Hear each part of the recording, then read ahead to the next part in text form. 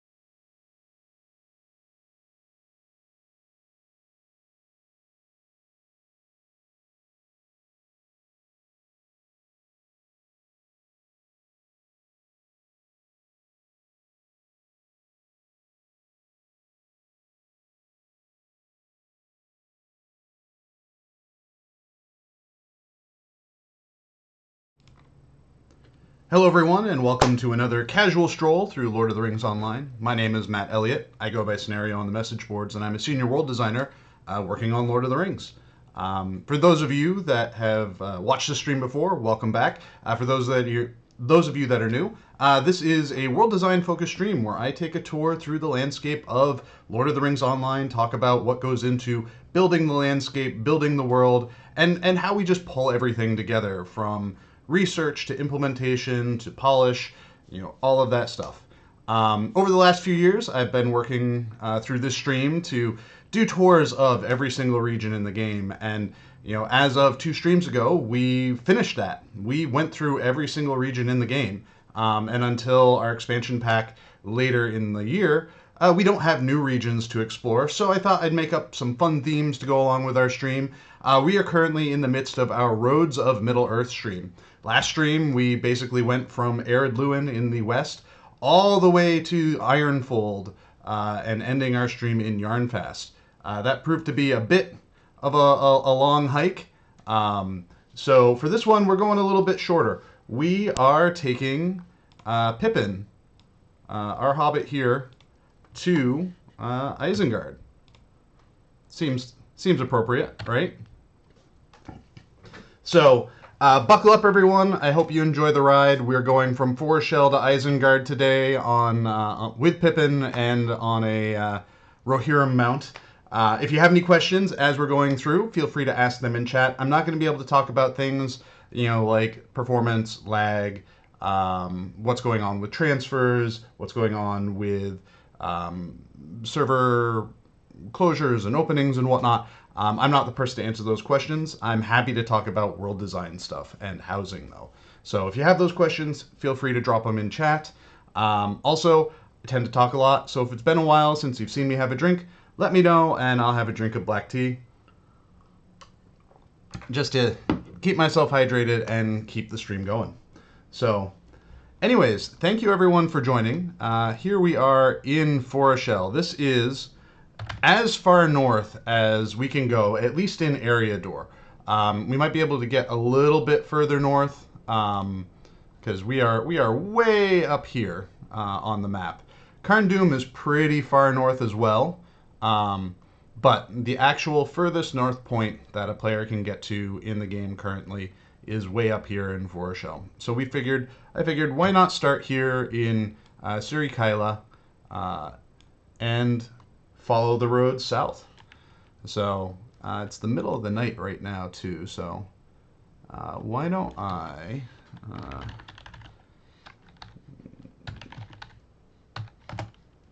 make it midday so we can get a little bit more weather going on here. Not that the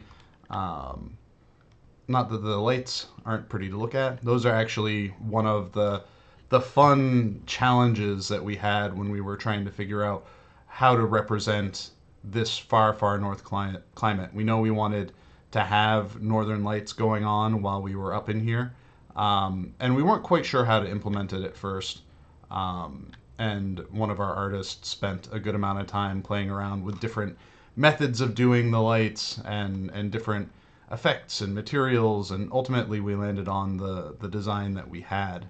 And I think one of the interesting things about that too is like very often that effect in the sky is something that a lot of people really, really, really remember fondly as they think about forochel. And I know a lot of people very specifically get the forochel day file for their homes so that they can have that effect going on in the sky,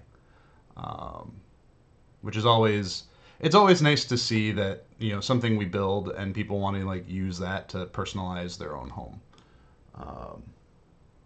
So Lost Shire Hobbit says, yeah, Scenario is taking a Hobbit to Isengard. I am taking a Hobbit to Isengard. I'm just coming there from a very different direction than the actual Merry and Pippin got there from. But can't pass up a good joke, right? Xfire says, you aren't kidding me. That's no black tea. That's rum. Honestly, I have not had rum in a very long time. Though I forget the name of it. Kraken was, I think, the last rum that I had, and I like that. That was a good, like, dark, spicy rum. Blossomberry asks, would you be the person to tell about weird shadows that the goose with helmets cast? It's more like the shadow of a house than a goose. That might be something that, by all means, file a bug on it. That's more than likely an art issue that needs to be looked at, and perhaps the entity for the goose needs to be tagged in a certain way so that it casts certain kinds of shadows. It could be that certain assets of it or the way that it's generated is doing weird things with shadows. So I highly encourage you to file a bug so we can get that into our artist's hands.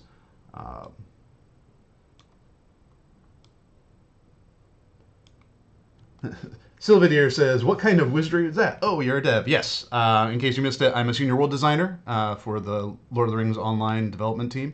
I work on level design. I'm a senior world designer. So I build all of these landscapes that you all get to run around in and play in. I think Forochel was a region too where we had, I think, a lot of, I guess firsts would be a good way to describe it.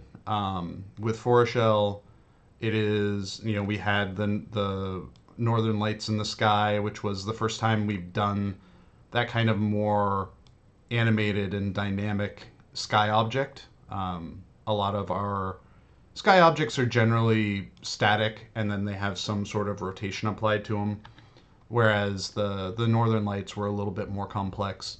It was the first time where we had to deal with water that could hurt you, because we didn't want you to just be able to hop into the bay and swim across, because we wanted to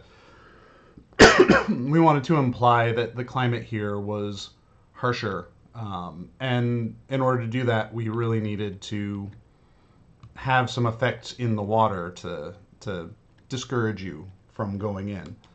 I don't recall if this is the area where we first used the breath mist effect. Excuse me. But the temperature system is something that was created for, I think, both Forochel and the Misty Mountains, and we haven't really used it a lot since then. The temperature system where we can, based off of the temperature that we set a given area to be, it can change the effects that are on a player, like the particle effects and whatnot.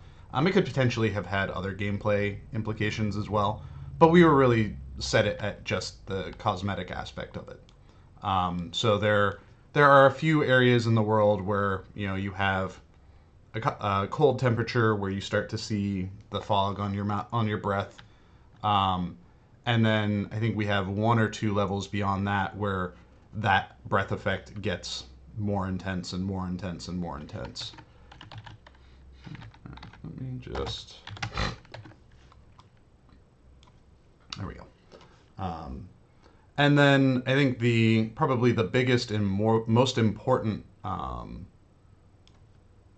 feature for forochel is it is where we tested out our dual height map technology. Dual height map is something that we used extensively for Moria, and it was created specifically for Moria. But it is something that we wanted to make sure we had a little bit of a test space for it that went live before Moria did, just so that we could make sure that make sure that it was not going to be problematic. And so there is a section through the glacier here which uses the dual height map technology in order to test that out. It was the first time we had used it in the live space. We had started working with it in Moria prior to the launch of forochel, but it was something that we wanted to get it out and get it live before we actually went into Moria, just to be safe. Just to be safe.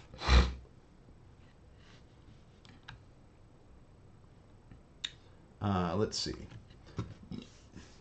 Sylvadeer says forochel for a new housing area. I think that's something that we've talked about a lot too. Is like once we get through Rivendell, I know there are a lot of people that are interested in and excited in the idea of Umbar or Shield Isles as the next neighborhoods, and I think that's where we are looking at and excited for as well. But there's no real shortage of places where we could build something. I think the biggest trick and challenge is like, okay, how do we make a forochel neighborhood? Do we make it styled after the Losoth? Okay, if we do that, do we do yurts? Do we do igloos? What assets do we need to build and have requested and created to make that happen? Usually housing a neighborhood occurs because the assets are pretty adaptable. We have a lot of stuff that's available to build those things. And so building a neighborhood that requires more work, more new art, it's just a little bit of a harder lift. Not to say that it's not something that wouldn't happen at some point, but it is something that, as we think about it, we need to balance how much are we spending to develop the assets for it versus what we think the return will be. But yeah, like Losoth neighborhood, a Bjorning neighborhood, those are ideas that certainly have come across our plates before, and that would be cool if we had the assets to do it.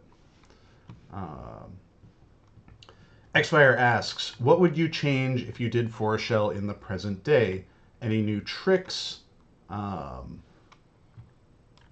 think one of the things that's always hard for me running through older parts of the game is like looking at how we built the cliffs, how we built the glacier here, and just how aged it looks, right? Like these cliffs do not look like a modern day space. And so I think if I had to approach work on forochel again, a lot of that would be kind of where I would focus. Making the cliffs, making the boundaries, making the glaciers just look and feel better. Let's see, that's a dead end down there, if I recall right. I think we nailed the atmospherics of the region really well, so I wouldn't really want to touch that. Like, I like how this has this like wintry haze going on, where it kind of implies that the fog in the distance isn't necessarily fog, but it's like the snow falling, which makes everything look like it's foggy, that sort of thing. But um, all right, let's see. A couple more questions. More stable masters would be so awesome. Forochel needs swift travel everywhere. There are definitely a couple of regions that are on my short list to look at as far as where we might need to change things. I've talked a little bit about internally about how there are a couple of regions that have stable systems in them that are different from what we do everywhere else, in that they require, like, oh, you want access to swift travel, you have to complete so many quests or have a certain reputation level, like that sort of thing. And I think that kind of travel system was pretty useful when those regions were endgame. But now it's probably useful to kind of reevaluate how we built those systems and see if the gameplay and the usage of them kind of necessitates that kind of thing. So it's something that we want to look at. It just takes time to get to revising old travel systems on top of all the other stuff that is on our schedule to make. Because some stuff it's easy to revise, other regions take a lot more work. Moria, for example, that revamp was necessary and extensive, and I think it turned out really well. It just took me, I think I was working on it for a month straight to get that revamped. Forochel is a smaller monster, and I don't think it would be as time consuming to do, but it still takes time.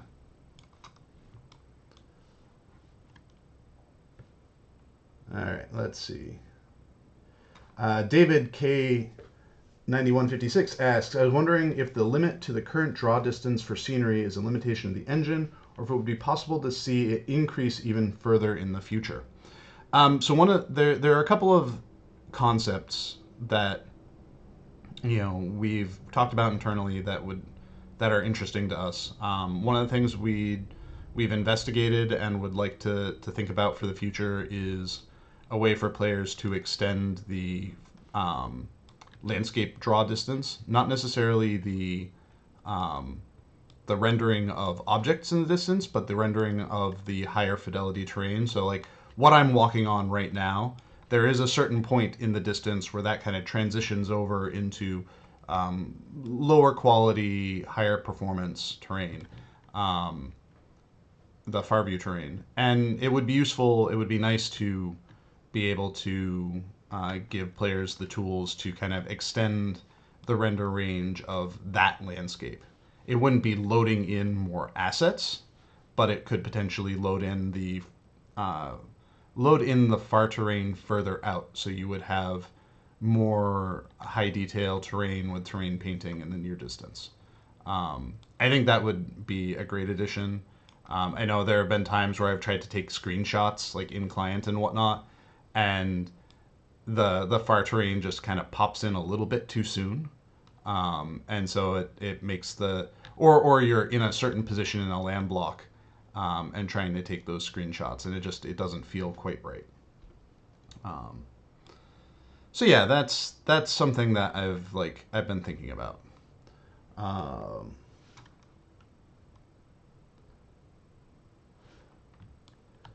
So Blossomberry says, were you using the freezing water to hide something, or was it let's add some hypothermia here? A bit of both. We wanted to have a kind of more immersive feature on the landscape. We wanted you to feel like the landscape itself was a harsh climate that was a character on its own.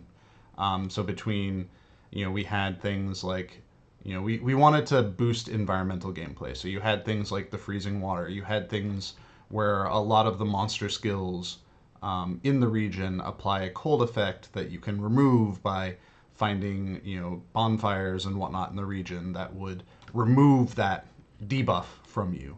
So we wanted to try to push some gameplay elements in the landscape. Um, I would say that that was like maybe an interesting idea, but not fully realized in practice. Um, I think we could have um, supported it more, but I think, for what it is and the time we had, good enough. um, Bostonberry also says, yes, I love Shield Isles to use all of my Shikani furniture I'm collecting. So I've seen some really impressive. Which way am I going? Yeah, we'll go this way. I've seen some fairly impressive conversions of Belfalos housing into Umbari and Shigani housing. Um, I think those two styles appear to mix fairly well, which is nice to see. All right, we're making our way down out of the mountains and into Evendim from here. I'm looking at the time, so if I can get to maybe if I can get to like Hearn, I want to say maybe Hearn within the next 10 or so minutes. I don't think I'm going to need to speed myself up, but if I'm not able to do that, I'm probably going to get off the horse and speed run a little bit. Um, we're also coming up on here another one of our like gates, region gates. This was when Evendim first came out. This was closed off, and it's always, this sort of thing always intrigues and frustrates players, right? Like, oh, I can't get through here now. I can't, I want to get to the other side, and I think that's one of, I know for me, it's always one of my favorite things to do to tease new areas of landscape. Um, is to have those gates, and it because it just lets player imagination run wild. What's on the other side? When are they going to build it? You know, is there a way I can get around it? Those sorts of things.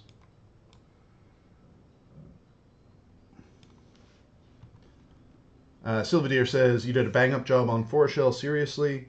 I love this area. I love how wildernessy it feels, and I feel like I'm the only one on the map. Yeah, I think we with the Losoth culture, we knew that they were going to be present there, but the general experience was like lonesome tundra. That's what we were trying for. Like there are these outposts, these spots here and there where there's a friendly experience awaiting you, but by and large you are you know by and large you are off in the wilderness. Um, David K says, yeah, about the cliffs, wanted to say you guys did an amazing job with the tools you have in Legacy of Morgoth. Ureshtar looks amazing. I was really happy building Ureshtar. We had a brand new set of rocks that we had gotten for that, the cliff rocks. And I really enjoyed just kind of building a style of space that we don't really have in Lotro. We have some canyony areas. We have Ramduath. We have the Orc Valley in the North Downs. So we have some of that stuff, but I feel like Ureshtar. I think the areas that we have that had that kind of feel before had a very theme park feel. And I was really pushing to try to make Ureshtar feel like a national park as opposed to a theme park. And I hope I managed to achieve that. Um, of course it has boundaries, it has walls kind of preventing you from getting to places, but its boundaries don't feel as artificial as some of the other areas that we've built with the high canyon walls and whatnot. Uh,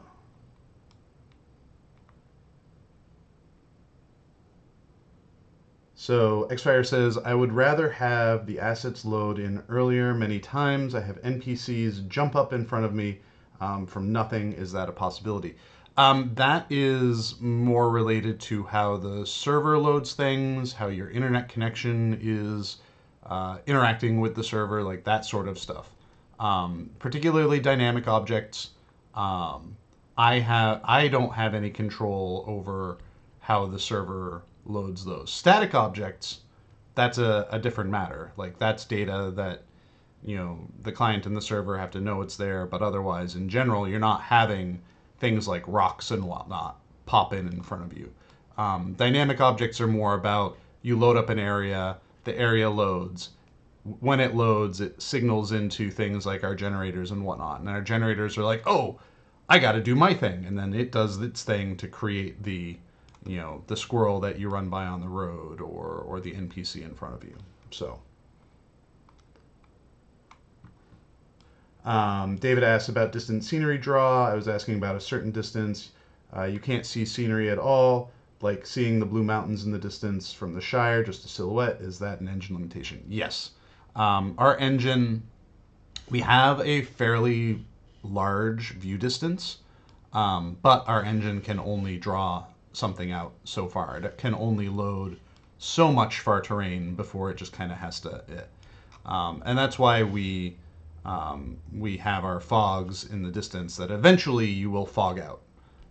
Some places it works better than others. I remember when we were building the Bjorning lands, one of the things that we were trying to figure out how to do was make Erebor visible from the Carrock and from the Erie. And we just didn't really have a good solution for that, unfortunately. So here we come to another previously blocked off wall, the Evendim Gate. This had been placed in the original launch of the game. Before Evendim was even a twinkle in our eyes, we still wanted to hint and tease that that's where that would go.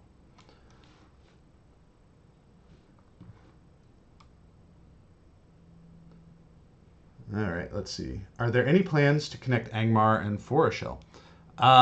No specific plans for that currently. That leans very heavily into fill in the gap kind of territory.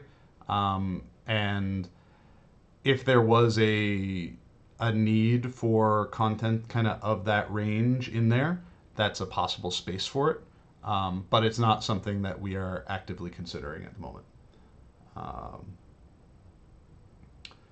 Hellhunt says, I remember years back looking at the broken bridge to the left of me before entering Tarling's Crown and thought if we ever got to see what was on the other side, who would have thought that I would be back to look at Dol Amroth from a new shore?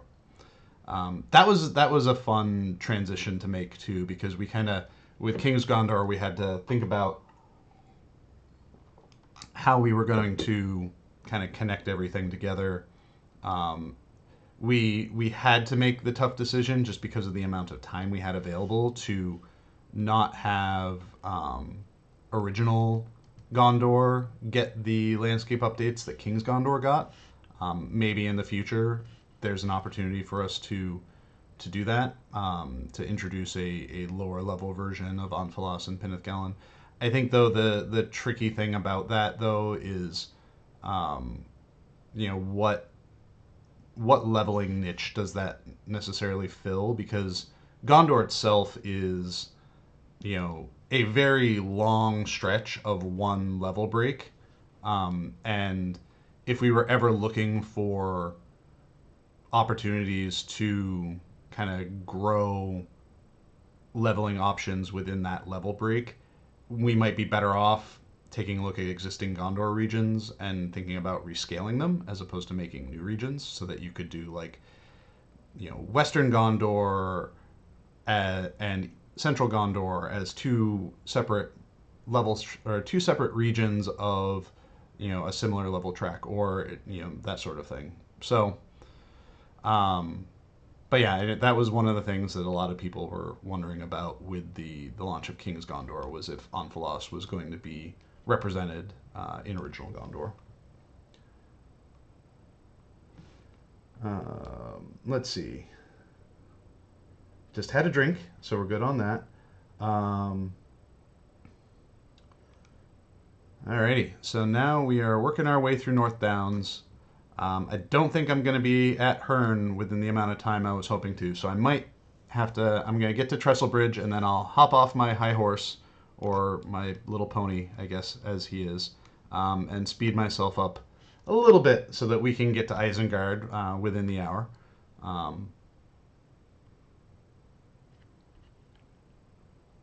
I always loved the bridge at Trestle Bridge. Um, it's one of those two where like there's a part of me that kind of wants to like go back to it and see if we can get a more modular set out of it, so that or in this style, so that we could do more work with this. And it might be something compelling to think about when we if we ever get to something like Dorwinian. Um, we have these human style buildings, but I think I've always thought the Tudor style, like these structures here are very unique and distinct, and stand out from the rest of the Bree stuff. So it'd be really interesting to kind of try to grow that set of assets. Another a distinctly different human style. All right, I'm gonna hop off my horse. So we're gonna dismount Rumble, and we are going to run 2. All right. So this should scoot us along a little bit faster. We kind of came through this area, or portions of this area, last stream, anyways. When I did the run from west to east, I gave you all the decision point whether we were running north up through North Downs and through Angmar to cross over, or if we were going east to kind of go through the Trollshaws and Misty Mountains. And chat said north, so we're kind of doubling back over an area that we've already visited before. I think I don't know if I've mentioned this before, but one of the reasons why initially, and just like even going into first person mode here, running along the road, one of the reasons why I think I started playing a Hobbit when we launched the game was in part because I always felt like I was moving faster. Being lower to the ground moves past you faster, and so I always found that just like compelling, especially when you're like traversing large amounts of landscape. Anything you can do to make it feel like you're moving faster felt important to me at the time. I remember playing other games with, and playing characters that were like bigger characters that filled up more space, and they just felt like they animated slower to cover the same amount of distance. And meanwhile, hobbits just feel like they are just zipping along, even though they're not actually really moving all that much faster, if at all that faster. Actually, no, they're moving the same speed. Silvadir says, how close are we to Rivendell housing? Well, we're currently in Breland, and Rivendell housing is in Rivendell, so we're a few regions away right now. No, I know what you mean. Rivendell housing is in progress. We have an expansion pack that we need to finish building first. Once that is done, we'll be turning back to active development on that. I don't have a timeline for release on that, because I just want to be safe on announcements and whatnot as far as that goes. We want to make sure that the person working on it has the time that they need to work on it. We want to make sure it has time for testing and whatnot as well. We did get a bunch of new asset variants for that. So those of you that were concerned about the structures looking like the same colors and whatnot as the Falthorn housing neighborhood, don't worry. Those exteriors have their own unique colors and whatnot that are going to be uniquely for Rivendell housing. All right. Let me auto run and I'll take a look at. Let's see. So, David asks, anything you can tease about the next expansion? I actually don't know what I can tease about the next expansion. We are, you know, actively working on it. Our the landscape team's goal, the world team's goal, is to have um, all of the first pass landscape done actually within a couple of weeks so that we can start getting content placement in and so that we can start doing polish and integration work, world systems integration work on it. Um, we've got all of our shells built for the various instances that are going to be coming out with it as well. But I don't really think I can talk too much more beyond that. I think we're progressing really well on it. Um, Artists are artin, world is worldin, content is contenting. So um, I would expect. I don't know when we'll be doing screenshots, but I would expect more information on it within the next like month and a half or so. Just pay attention to the message boards. Um, when you build large castles on a landscape, what determines the layout of it? A realistic layout, fit the landscape, allow for certain questing experience, or something else? So back in the day, I think we leaned more heavily on like what would look cool and what feels like we would design these spaces like this one that I'm just running through with the sense of like more like how can we put threats through here and kind of force people through areas. And that would often lead to kind of weird designs. Like, this isn't something that someone would ever build, kind of thing. Like, this is weird and how it's laid out. Um, I think now that we are all just like more mature designers, we've spent more time building these sorts of things out, we kind of have a better sense of what needs to be involved in building these things. And like for me personally, as we're running here through Andrath, for example, let me bring up the map real quick. Over here at Caranost, we had received, one of the big plans for Before the Shadow was, we wanted to kind of revamp the Arnorian ruin set, like update its textures. A lot of the models were kind of old and clunky, so one of our artists went through and he just redid everything.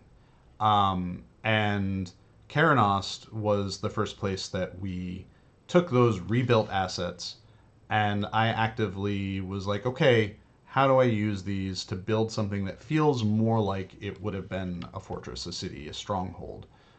Because we didn't really approach things in that way before.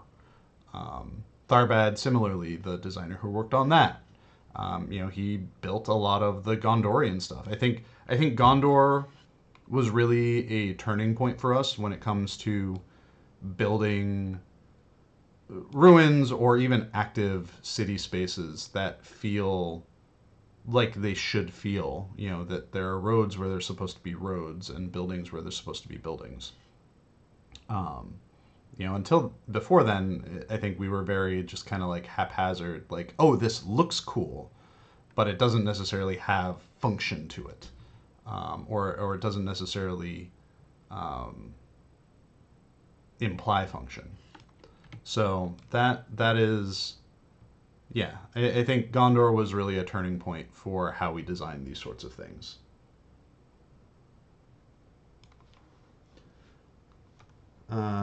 Sylvadir says, I distinctly remember running to Henchstacer Farm and getting my first slow horse.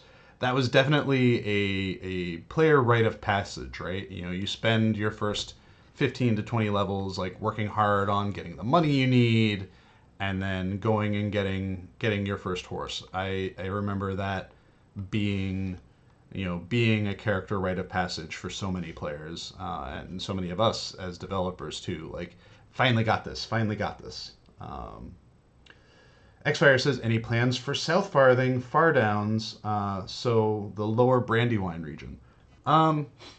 Again, no specific plans for it at the moment.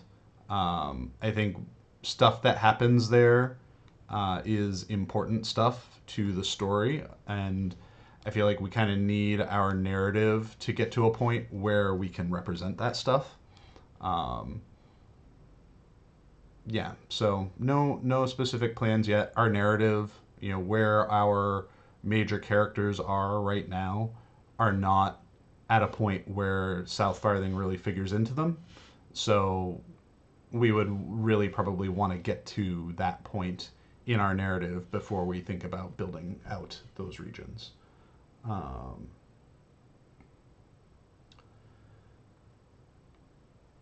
all right. Manadler says, "Love the Elfie Deco from the reward track, but is there any chance the weapon racks can be made to go in a wall slot also?" File a bug on it and we can look into that. That's not too hard to do. Um, some assets don't play too well with wall hooks, and might require you to do some readjusting. But definitely something we can look in. I would highly recommend just filing a bug on it, and we can consider it. All right. David asks, also the way you connected Erid Luin with the rest of Eriador with the Yondershire is nothing short of amazing.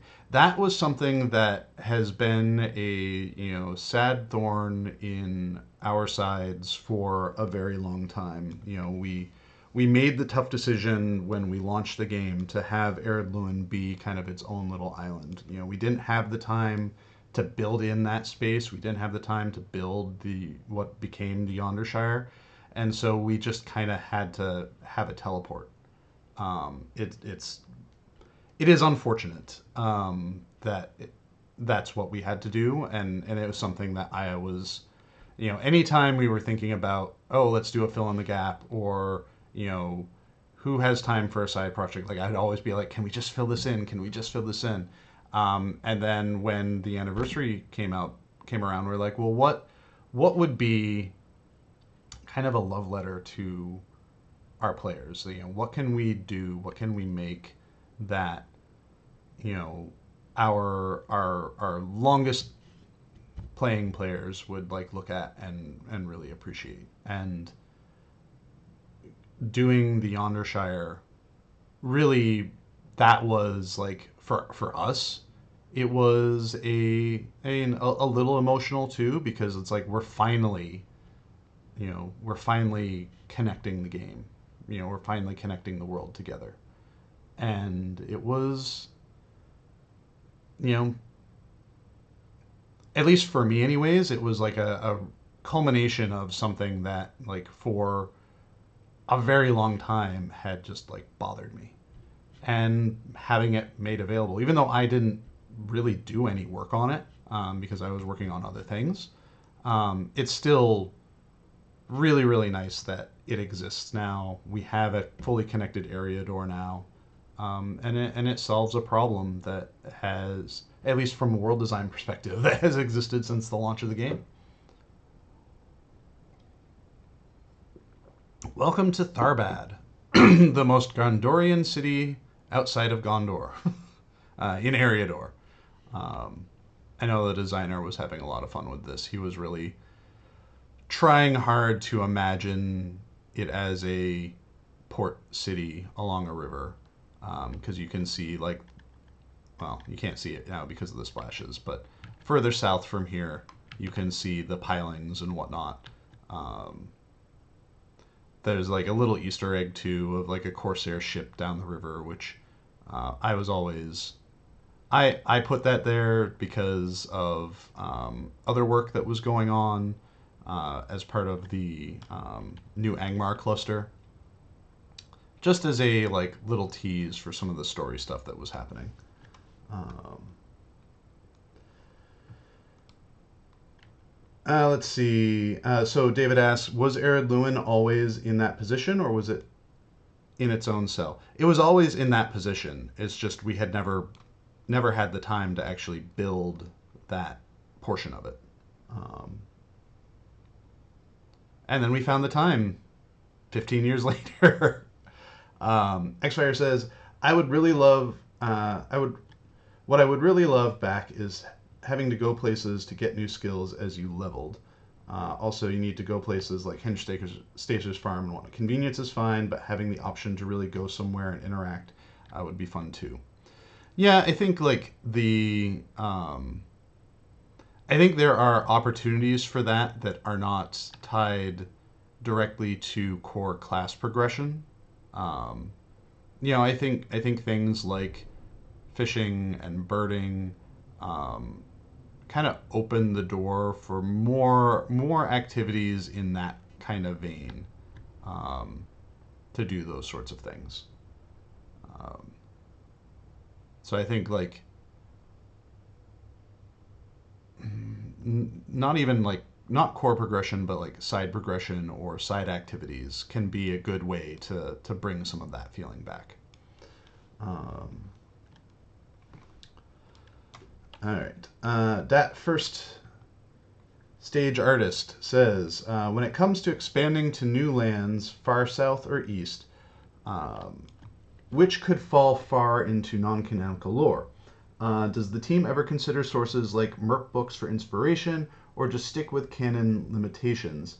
I just ask that because even though they are, of course, not canon, they seem to be a great source made with a lot of reference to the sources to push all the way down, which is kind of like Middle Earth to Higher Menor, which is kind of like Middle Earth Antarctica for those of you who played Merc. Um, I don't know how much attention is paid to MERP when it comes to um, doing our region planning and whatnot, and even how much of it we can think about. Uh, there are certainly like ideas as part of it that um, we can kind of look at and go like, "Oh, that's an interesting idea." But as far as like directly referencing and usage of it, um, I don't know where that falls, and I'm probably not the right person to ask for or to ask this question to, just because I am not a story guy. I am not the story guy. I am the build the world so it looks cool guy within the parameters of the story. Um, another great moment, Matador says, another great moment will be once the Brownlands and more of the Dead Marshes are connected to Rohan and the Black Gate. Yeah, that area is like tricky too because it is kind of one of those regions that straddles territories, right? Like, you get there from the Gondor from one of the Gondor territories, but it also like kind of sort of butts up against the stuff that's in the Mordor territories, and um, so figuring out how people get access to that is tricky. Um, and how we imply contiguity and connection um, in those kinds of spaces.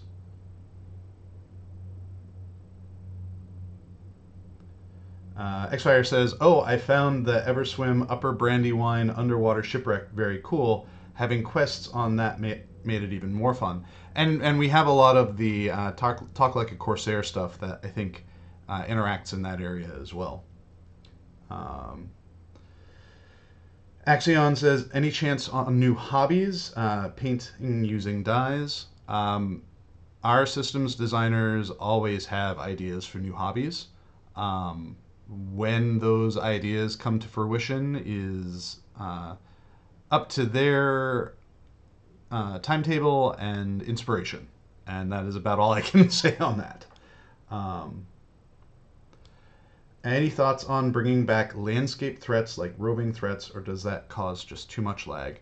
I think roving threats itself was a system sort of built to encourage high level play in lower level areas so that lower level characters could kind of have aspirational targets, right?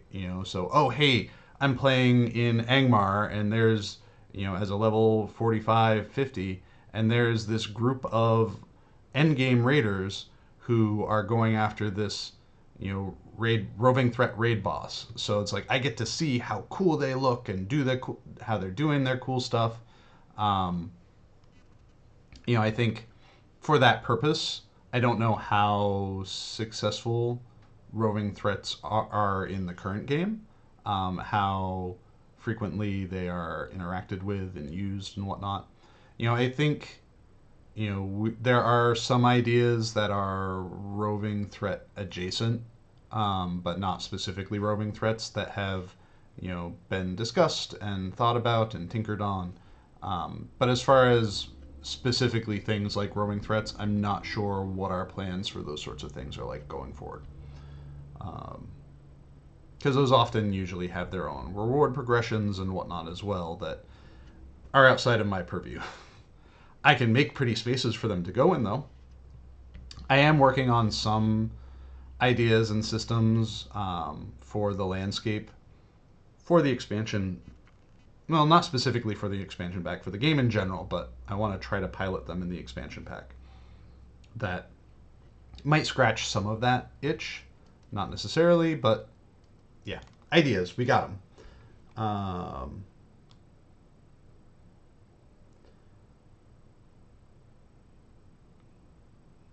Alrighty, so here we are in Enedwaith.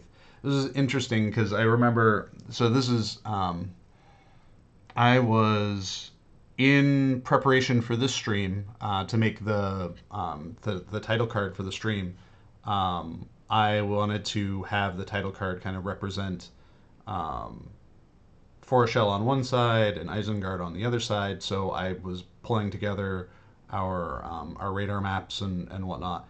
And as I was doing that, I stumbled across some old files from the original Dunland experiment that one of our designers had done. After we had launched Moria, but before, I think before Southern Mirkwood, one of our designers had a little bit of free time and he really wanted to undertake like a side project. And this was before we had decided that our content path post Moria was, and post Southern Mirkwood was going to take us back here and come down through Enedwaith and into Dunland. So he wanted to play around a little bit, and he had built a Dunland of his own, kind of in what would become the northern parts of Enedwaith. So as I was like pulling together the radar images and whatnot, I stumbled across some old radar maps of that work that he had done. And it confused me at first because I'm trying to like put together everything, and I'm like, well, I don't know where this fits here in the puzzle, but the lower half of it doesn't match what I already have that I know of Enedwaith. And it took me a little bit to remember and realize that he had done his own little side project that we unfortunately bulldozed chunks of in order to make way for Enedwaith as we see it here. We were talking about in forochel how people will like get the sky object, the Dayfile decoration for their homes because they love that. I think Enedwaith is another one of those regions that I hear people talk a lot about being very excited about getting the Dayfile, the ambience for Enedwaith because of just the way the clouds are here. Purely just for the clouds.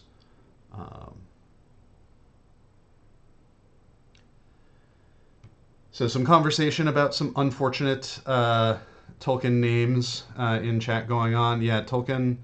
I think one of the challenges with anything when it comes to language is language changes over time, and the meaning of something can morph or gain new definitions over time. And there are certainly some aspects of the Tolkien legendarium that some names and some places that worked with the languages and the words that Tolkien was developing back then, but then as our culture has progressed, those words have other connotations to them, or at least portions of those words have other connotations to them that make them, unfortunate and difficult for us to use.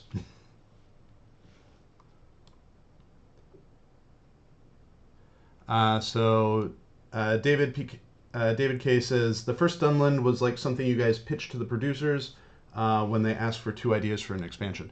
That is true. That is not the Dunland that this designer built. But yes, to build Moria, our executives at the time asked us to deliver a few different pitches on what our first expansion pack was going to be, because they, at the time, were not entirely convinced that Moria was the way to go, that it was something that we should be building, that was something that we even had the like technical capability to do.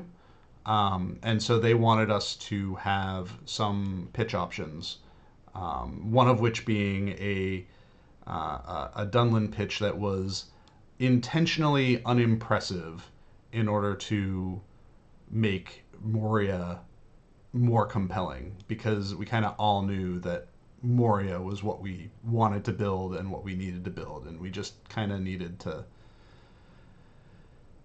we needed to make a statement that Moria was the most interesting thing.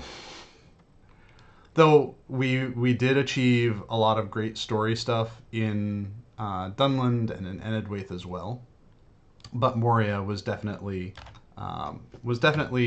where we wanted to go and what we wanted to do. So,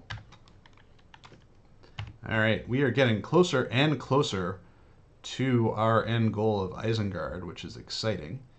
We will be there very, very soon, and within time, too. Hooray.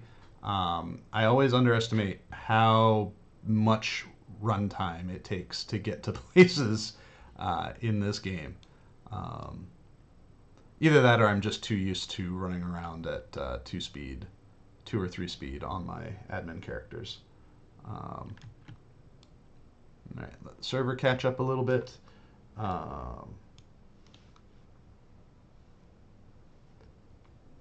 Let's see.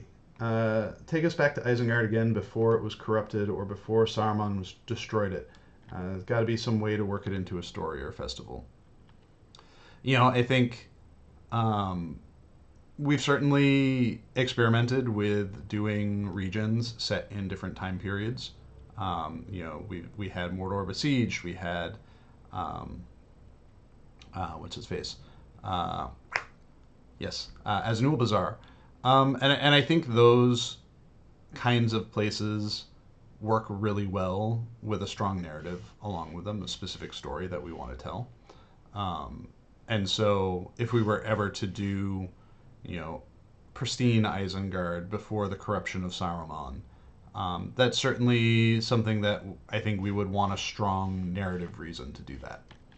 I think there are a lot of things that we don't want to go to places, just because. We want to have a good reason to go. All right, where am I? Here I am. We want to have a good reason to go to them. And we want to have good stories to tell in those places when we go to them. Fill in the gapped regions, we can be a little bit more loose. But something like Isengard is big enough that I think going there just because is not the right reason to be there.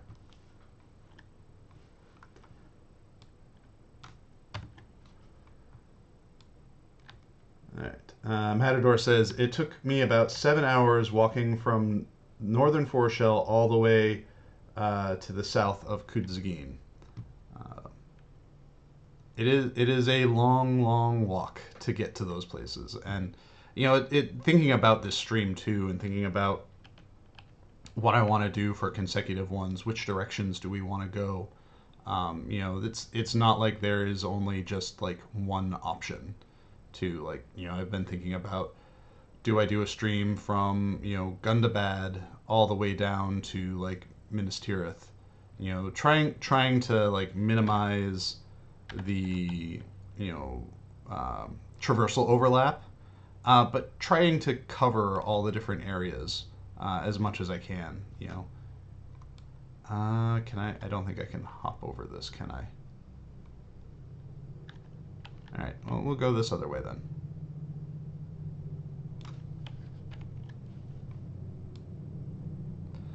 But yeah, one of the thoughts I had too was, depending on what we have for a bull roar environment, it might be fun to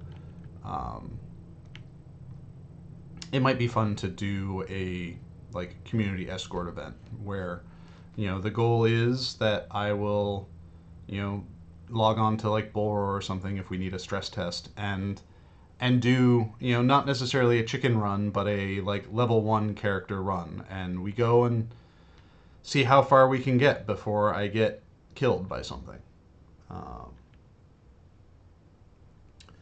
What is currently the northernmost? What is currently the northernmost point in Lotro? Is it Gundabad or forochel or some other place? Let's see. Where am I? That's where I am. All right. Let's see. Northernmost point. Technically, physically, it is probably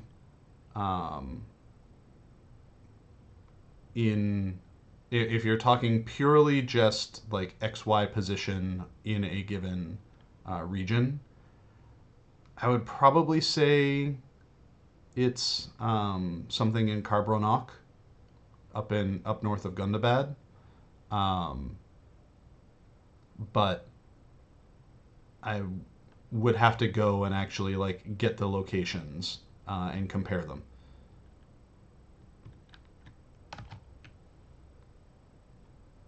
All right, I think I'm making my way where I'm supposed to go. I keep forgetting that we had done kind of some instancing stuff and some layering stuff when it came to the Gap of Rohan. So I might have to like bully my way in at some point as well. But we'll see. We'll see if I can do this. Wolf's Cleft.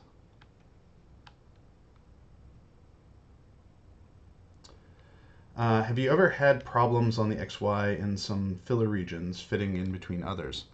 I mean, usually when we've done the filler regions, we build them intentionally to... no, I still got to go this way.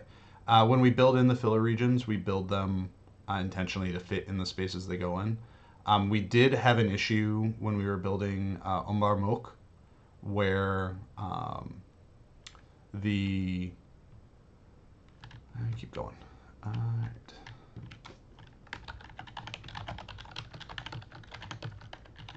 Hold on 1 second.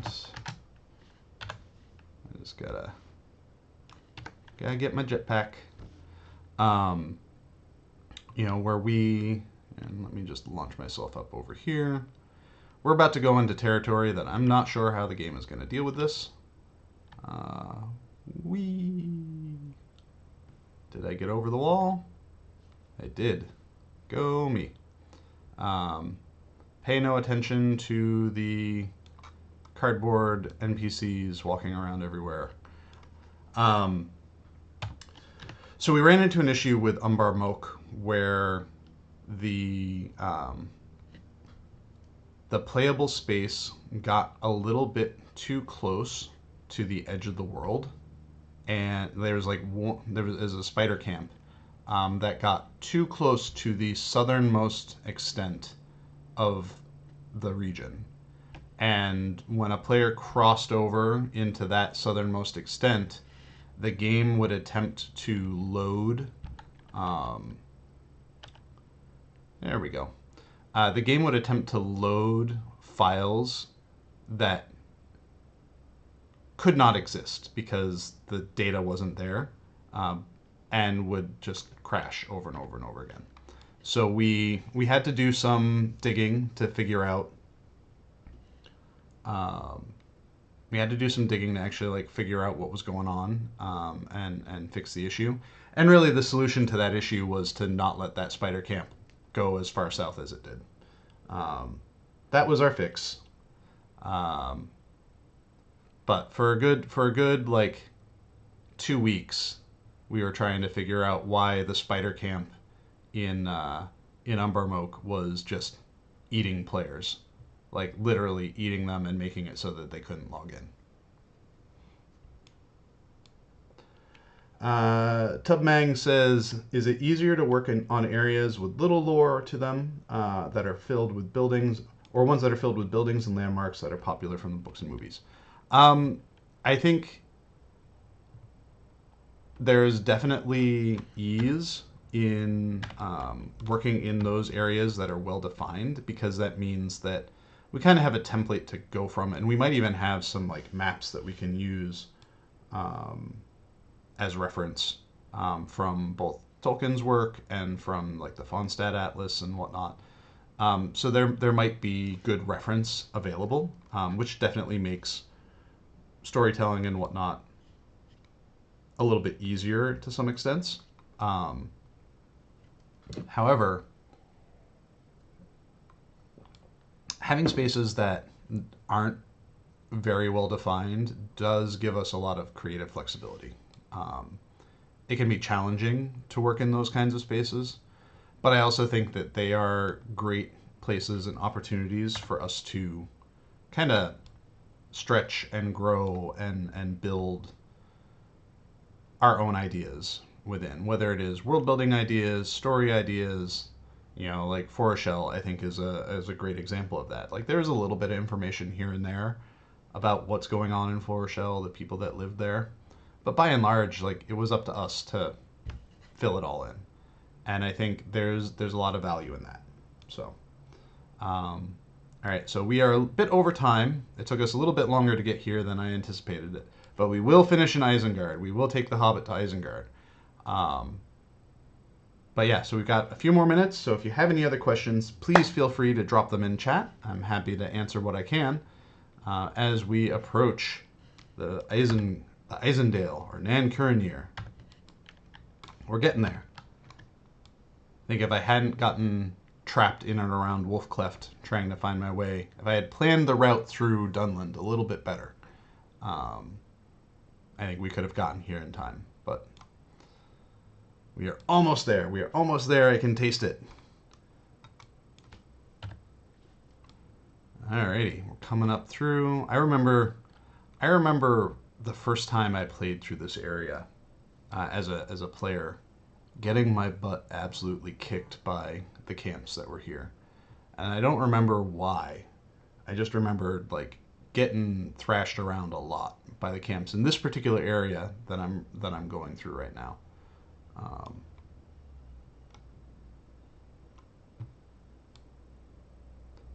right.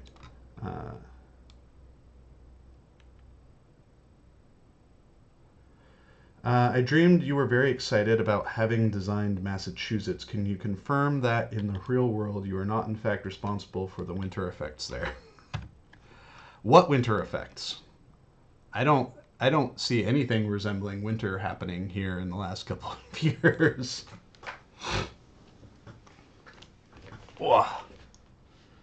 For me, winter is like good knee-deep snow that's fluffy, that is not wet and damp, but Southern New England has other plans in mind. All right.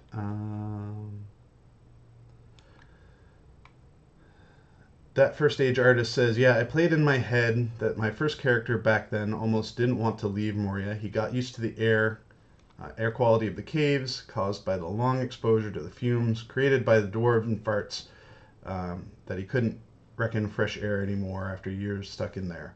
Felt toxic. I think like Moria is always something that's like tricky for players, right? Like we built a really impressive thing, specifically, especially for the time that we built it in. The era that it was built in, and I think a lot of players were really excited to go through it and play through it. But it is a very oppressive region. We learned some lessons from Angmar, but I don't think we learned all the lessons we needed to when it came to Moria, and very intentionally when it came to building Gundabad, we looked at Moria and we're like, okay, what caused people to bounce off of Moria? Why did they want to leave it? And a lot of it was just like the kind of dark and oppressive nature of the space. We needed breaks of freshness. We needed changes in lighting and whatnot to keep people from feeling like they were just overwhelmed within it. All right, we are steps away. I'll answer these last couple of questions once we get to the gates, and then we'll wrap up our stream. So here we are. We have made it to the Tower of Orthanc and the Gates of Isengard. Thank you, everyone, for taking this Hobbit with you to it. This is where we'll start our next stream. We'll start here at the Gates of Isengard. So last couple of questions. Tubmang says, was Umbar designed with less restrictions? I love how it turned out. There were certainly design challenges for Umbar.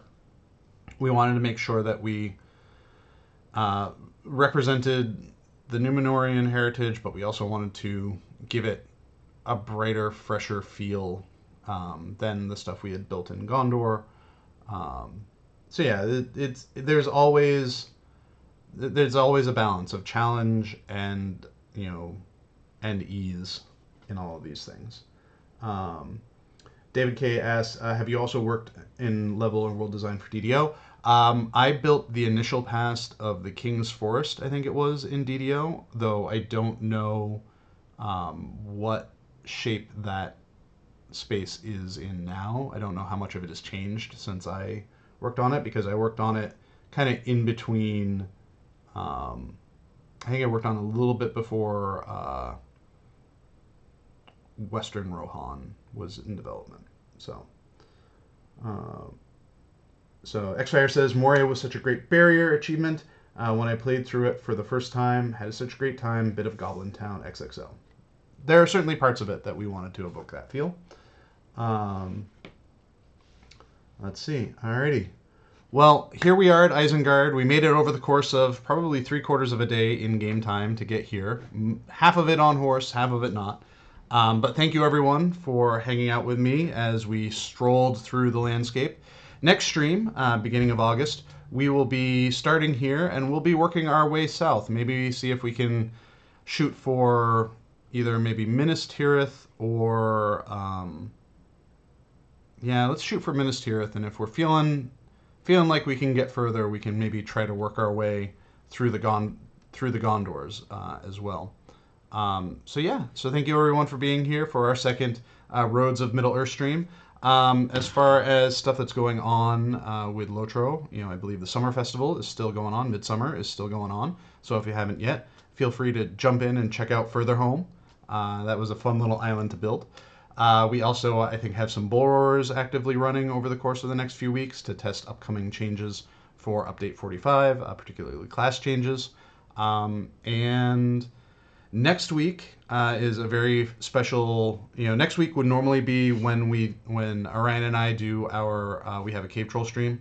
I'm out on vacation next week, so next week Orion is the Cave Troll. He will be heading up the stream solo, in which he'll be talking about all things PvMP. So thank you everyone for hanging out. I hope this was a fun trip for you all. I was having fun just running around and talking about the game that we've built and the game that you all love. Thank you all, and I hope you have a great weekend. And we'll see you next month.